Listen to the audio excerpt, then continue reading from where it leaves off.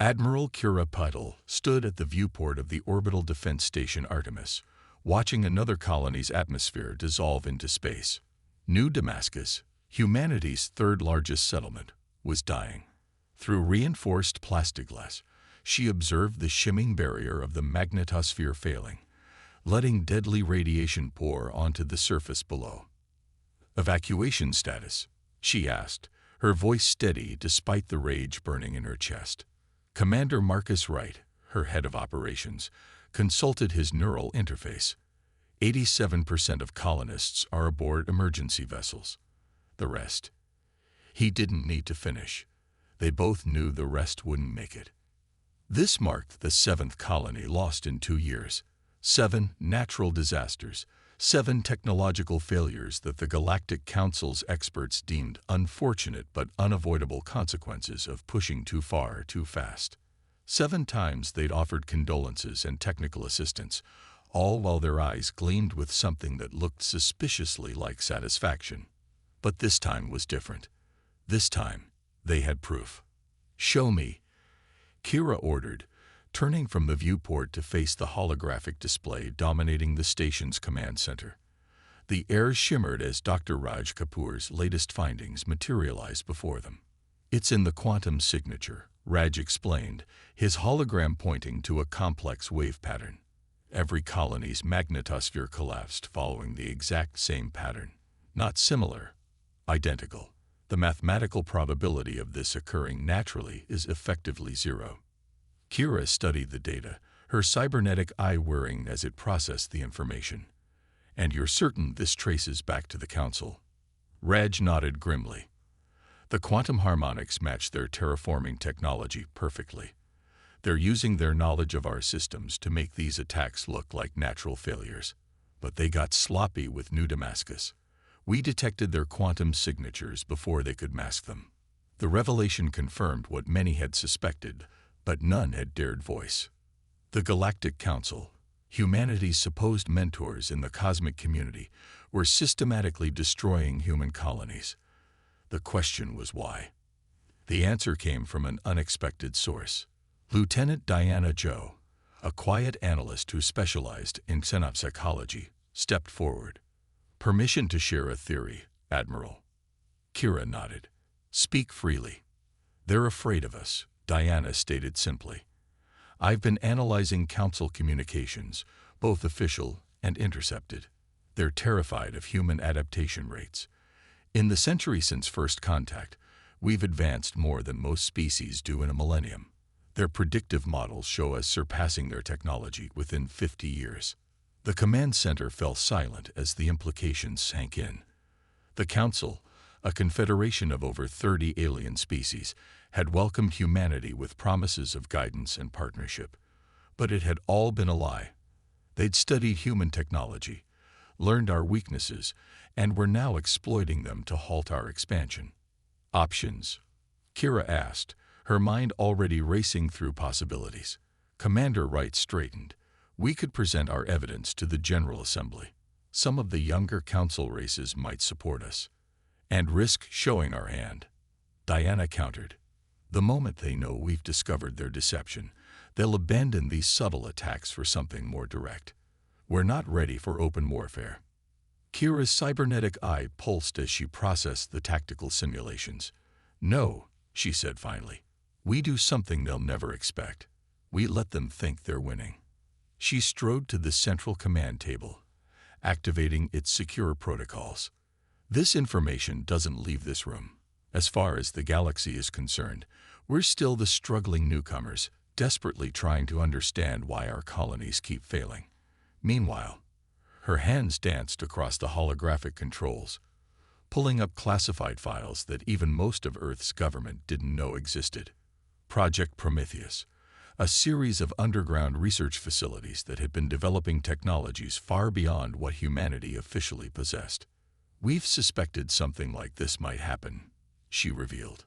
"For the past 5 years, we've been preparing. But now we accelerate everything. Right, I want our best engineers and scientists transferred to the Prometheus facilities. Diana, keep monitoring Council communications. I want to know the moment they plan their next attack. Raj, start developing countermeasures for their quantum interference. The others nodded, but Lieutenant Zhao raised a hand. Admiral, what about New Damascus? The Council will expect a response. Kira's smile was cold. They'll get one. We'll beg for their help. Accept their experts, thank them for their guidance. And all the while, we'll be preparing a surprise of our own. She looked back at the dying colony, her expression hardening. They think they're containing a threat. Instead, they're creating exactly what they feared most. As her officers dispersed to their tasks, Kira remained at the viewport, watching the last evacuation ships flee New Damascus. Let the Council think they'd won this round. Let them grow confident in their strategy's success. Humanity had learned much from our would-be destroyers, including the art of patience. But we'd also teach them something. Never corner a species that had clawed its way up from the mud to reach the stars. Because when humans ran out of options for peace, we became terrifyingly good at war. Deep beneath the Martian surface, in a facility that officially didn't exist, Dr. Isabella Romano watched her latest creation take shape. The massive chamber hummed with quantum energy as the experimental vessel's biosynthetic hull rippled like liquid mercury, responding to her neural commands. Structural integrity at 98%, reported her AI assistant, AI. Neural interface synchronization holding steady. Isabella allowed herself a small smile. After 3 years of relentless work, Project Prometheus was finally bearing fruit. The ship before her represented something unprecedented. A perfect fusion of organic and mechanical engineering that could think, adapt, and evolve. Begin weapons simulation, she ordered, her neural implant connecting directly with the facility systems. The chamber's defense arrays activated, bombarding the prototype with every type of weapon the Council had ever used against human ships. The vessel's response exceeded even her expectations. Its hull didn't just deflect or absorb the attacks, it learned from them. With each hit, the biosynthetic material reconfigured itself at the molecular level, becoming stronger, more resistant. By the time the simulation ended, the ship could shrug off attacks that would have vaporized it at the start. Dr. Romano, Admiral Patel's hologram materialized beside her. I hear congratulations are in order. We're ready for full production, Isabella confirmed. The quantum forges can produce one ship every 3 days. But numbers aren't what makes these vessels special. She gestured to a holographic display showing the ship's neural architecture. Each vessel develops a unique personality based on its pilot's thought patterns. The more they fight together, the stronger their bond becomes. The Admiral studied the data with her cybernetic eye. And the Lazarus Protocol. Isabella's expression turned serious. The Lazarus Protocol was Project Prometheus's most closely guarded secret, a capability so revolutionary it bordered on impossible. Successful in all tests, if they manage to destroy one of our ships, it won't stay destroyed. The biosynthetic material can reconstruct itself from even minimal surviving fragments, using nearby matter as raw material. How long? 15 minutes from total destruction to full regeneration, assuming sufficient base matter is available. Isabella paused. But there's more. Each resurrection makes them stronger. They learn from their own death. Kira's hologram nodded appreciatively. How many pilots have successfully bonded? 300 so far. The neural interface is selective. It requires a specific type of mind. Adaptive, intuitive, someone who can think in multiple dimensions simultaneously. We're calling them navigators. In a nearby training chamber, those very navigators were preparing for humanity's eventual response. Through neural interfaces far more sophisticated than anything the Council possessed, they merged their consciousness with the biosynthetic ships, becoming something entirely new. Lieutenant Zara Patel, no relation to the Admiral, was their star pupil. Isabella watched through internal monitors as the young pilot's mind melded with her vessel. The ship's hull pulsed with patterns of bioluminescence that matched Zora's brainwaves, creating a hypnotic dance of light and shadow. "Show me the latest combat trials," Admiral Patel requested. The holographic display shifted, showing footage from yesterday's exercises. Zara's ship moved like a living creature, anticipating attacks before they came, responding with a grace that made conventional space combat look primitive by comparison. When multiple weapons struck simultaneously, the vessel split into smaller components, each operating independently before reforming into a single unit. The Council's predictive models weren't wrong. Isabella noted, "We are surpassing their technology, just not in the way they expected. They think in terms of linear advancement, bigger weapons, stronger shields. We've created something that evolves during combat itself. How long can we keep this hidden?" The quantum shielding around this facility is impenetrable to their sensors. As far as the Council knows, we're working on desperate measures to protect our remaining colonies. Speaking of which, Isabella brought up another display, showing the status of humanity's official response to the attacks. On the surface, Earth's military appeared to be frantically developing better conventional defenses, exactly what the Council would expect. Every few months, they discovered a new technology that might protect their colonies, only to have it fail against the next attack. Each failure was carefully orchestrated to reinforce the Council's belief in their strategy's success. The latest colony shield generators are performing exactly as planned, Isabella reported. They'll fail spectacularly when the Council launches their next attack. Our scientists will appear baffled, our military will seem desperate, and our politicians will beg for more Council assistance. Admiral Patel's hologram smiled grimly. While underneath, we're building the most advanced fleet in galactic history. The bioships are just the beginning. Wait until you see what we've done with quantum entanglement weapons. Their conversation was interrupted by a priority alert. Diana Joe's face appeared on a secure channel, her expression urgent. "Admiral, we've intercepted Council communications. They're planning something big. A coordinated attack on 3 colonies simultaneously. They're calling it the final solution to the human problem." Instead of concern, Kira's expression showed satisfaction. Timeline: 3 months. Isabella turned to the Admiral, her eyes gleaming. "Perfect. By then we'll have 60 ships ready for deployment. Let them commit everything to this attack. Let them think they're about to solve their human problem permanently." In the training chamber, Zara's ship pulsed with lethal anticipation, as if it too understood what was coming. The Council had spent decades studying humanity, learning our weaknesses, analyzing our technology. But they'd missed something crucial. Humans were at their most dangerous when backed into a corner. They thought they were witnessing humanity's last gasp. Instead, they were about to meet our true nature.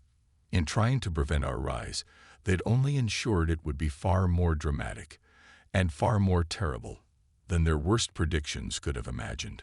The trap was almost ready. All that remained was to wait for them to spring it themselves. From the command center of Ganymede Station, Commander Victor Rice watched history unfold in absolute secrecy. Throughout the Sol system, massive underground hangars hummed with activity as the first generation of bioships underwent their final preparations. Each vessel was a testament to how far humanity had come, and how far we were willing to go when pushed too far. "Neural synchronization tests complete," reported Navigator Zara Patel through the quantum-encrypted channel. Her bioship, christened Aurora, pulsed with patterns of deep blue and violet energy. All 60 vessels show perfect pilot integration. The ships no longer resembled conventional space vessels. Their forms were fluid, organic, more reminiscent of deep-sea creatures than machines of war. Each one had developed its own unique appearance based on its navigator's psychological profile, yet all shared the same underlying capability: the power to evolve. Dr. Romano appeared beside Victor, her hologram flickering with encrypted data. The quantum entanglement network is active. Each ship can instantly share combat experiences with the entire fleet. When one adapts to a new threat, they all do. "And the Council?" Victor asked. Still blind, Ayana Zhao's voice joined the conversation. Their latest intelligence reports show growing confidence in their strategy. They believe we're on the verge of abandoning our colonial ambitions. The irony wasn't lost on anyone. The Council's greatest fear, humanity's rapid advancement, was being accelerated by their own actions. Their attacks had forced humanity to innovate at an unprecedented rate, driving us to create technologies that would have taken centuries to develop naturally. In the Kuiper Belt, automated quantum forges worked tirelessly, producing components for weapons that defied conventional physics. The Council thought they understood human military capability. Kinetic weapons, plasma cannons, basic shield technology. They had no idea we'd learned to weaponize reality itself. Begin Phase 3, Victor commanded. It's time to set the final bait. Across human space, carefully orchestrated signs of desperation began to appear. Colony ships were recalled, defense platforms were publicly decommissioned, and political leaders made speeches about reconsidering our place in the galactic community. Meanwhile, beneath the surface of Mars, Europa, and Titan, humanity's true response to the Council's betrayal grew stronger by the day. The bioships weren't just weapons, they were the next step in human evolution, a perfect fusion of organic consciousness and advanced technology. As Victor watched the preparation unfold, he couldn't help but appreciate the poetic justice. The Council had tried to clip humanity's wings before we could truly fly. Instead, they taught us to soar in ways they couldn't imagine. The trap was almost ready. All that remained was the trigger. And the Council was about to pull it themselves. The Council fleet arrived with overwhelming force, exactly as predicted. Over 4,000 warships emerged from hyperspace above humanity's 3 largest remaining colonies. Their formation spoke of absolute confidence. They expected no meaningful resistance. Supreme Commander Vexthal of the Council stood on his flagship's bridge, his crystalline form refracting the light of distant stars. Status of human defenses: minimal, Supreme Commander, his tactical officer reported. Their orbital platforms are abandoning position. Ground-based weapons appear to be powering down. Vexthal's crystalline features arranged themselves into what passed for a smile among his species. Open a channel to their command. Let us offer them the dignity of surrender. Commander Victor Reyes appeared on the main screen, his expression appropriately weary. This is an unexpected visit, Supreme Commander. Have you come to help with our evacuation? In a manner of speaking, Vexthal replied smoothly. The Council has determined that humanity's colonial expansion must end, permanently. Victor's laugh caught the alien commander off guard. Really, Supreme Commander?